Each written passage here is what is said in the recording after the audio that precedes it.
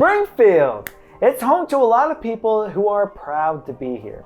And what do we know about this place that you may not know about? Whether you have been here your whole life or only one day, we're going to go over some of the most interesting facts about our area of Springfield, Missouri. Let's go!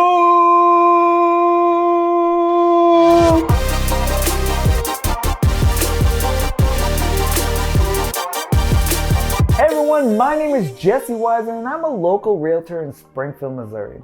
Here are things Springfieldians know that no one else does. So one of the biggest things that Springfieldians know is that we have a special type of cashew chicken that no one else does. This was created by David Leong, the owner of Leong's Tea House, has spread to become a staple of the many restaurants in Springfield, Missouri. The owner has since passed, but his family now carries on his legacy with the Leong's Asian Diner. This dish is made up of breaded chicken with rice, gravy, and topped with green onions, and it is amazing. So Springfield is home to the very first drive-thru in the United States. It started at Red's Giant Hamburg in the year 1947 near the World War II era. The place closed, unfortunately, in 1984, but it has since reopened and moved just off of West Sunshine Street. It had initially sat on Old Route 66, and guess what? Springfield is also the birthplace of that too. As the first major highway that connected Chicago to LA, this highway was once an incredibly successful road that many businesses kept gas station diners and other attractions for the many people passing through. So Pineapple Whip was created in 1974 and thrived in the Ozark Fair every year. After constant requests to have this treat on a regular basis, the owners decided to put a couple food carts around the city. But what exactly is Pineapple Whip, you may ask? It's a hyperfusion of a custard and a sorbet that uses frozen pineapple at its base, unlike any frozen dish you've ever eaten. So there are 3 locations in Springfield that you can find this fruity delight. So go now. What are you waiting for? Actually, I'm gonna go right now. Wait a minute. I gotta finish this video. Okay.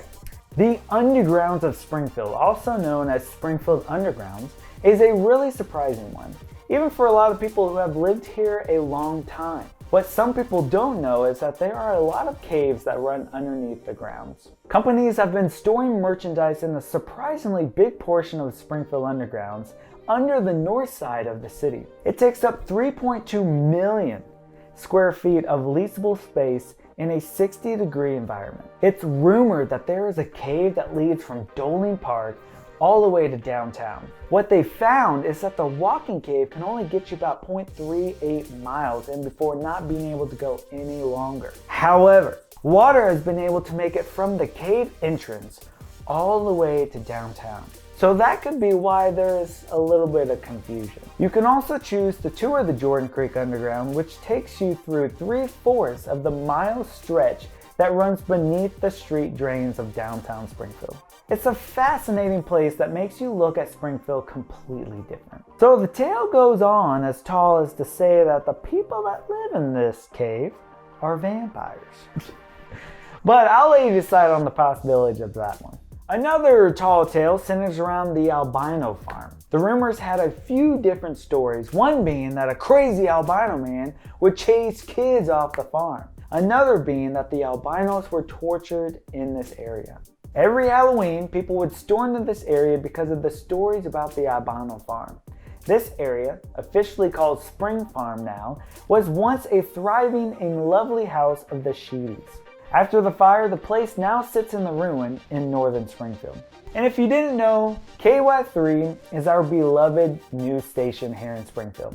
What some people don't know is that there's been a couple mistakes over the years that has made us all laugh. From mistaken leaves to wonky police sketches to Ron Hurst not wearing pants one night during a storm, there has been quite a few things to make us chuckle over the years. In the good old year of 1865, Wild Bill Hickok shot down his once friend Davis Tutt in a duel on the square. Wild Bill had lost his pocket watch as a result of gambling debts he had and told Tutt not to flash it around. But The next day after doing so resulted in a duel. Tutt missed and Wild Bill didn't. After his 3-day trial, Wild Bill was acquitted because they considered it justifiable reason for resorting to firearms. It's known as one of the first real shootouts in the Old West. Now, there was a time in our history that was called the Great Cobra Scare of 1953. During 3 months, Springfield residents lived in fear of these deadly snakes. Many men went out searching to try to kill these snakes with whatever tools they had at that time. For many years, this became a great mystery as to where they even came from. Eventually, 35 years later, it was found out that 14-year-old Carl Barnett had let loose the snakes after a pet shop owner didn't let him return his dead fish within hours of purchasing it. He didn't know what type of snakes they were when he let them loose, or he never would have let them loose in the first place. Switching gears up here, many famous people have lived here as well. We have had Bob Barker, J. Kenneth Johnson, Kathleen Turner, Payne Stewart, Mark Steins, John Goodman, Brenda Lee, Lucas Grabeel, Tess Harper, Johnny Morris still lives here, and the most famous is Brad Pitt, and his parents and family actually still live here in Springfield, Missouri. Also, the Federal Medical Center off of South Kansas Expressway has held notable prisoners there, including John Gotti, Robert Stroud, the Birdman of Alcatraz, Omar Abdel Rahman, and Larry Flint, who liked Springfield so much he considered buying the Elfindale Manor. Wouldn't that have been a sight to see? The beloved Andy's Frozen Custard first took off in Springfield, Missouri, and so many of the people here love this place. It has high quality custard only served within an hour after being made, with fresh ingredients to make their custard real. They have now spread to 14 states. In Springfield, there are now 6 locations, so if you're looking for it, it's going to be a hard miss. Let's talk about this unspoken crowd favorite, and that is Mexican Villa. What makes this place so special is that it's not even authentic Mexican food. It's Springfield's version of Mexican food, and they understand that too. They still love it, even though they understand no one else might feel the same way. There are now at least 5 locations in Springfield with their colorful paintings and unique decor. This is something that you know you're a true Springfieldian when you start to eat here all the time. We're going to wrap it all up with some quick ones for you. If you look for it, you will be able to find a massive fork within the city.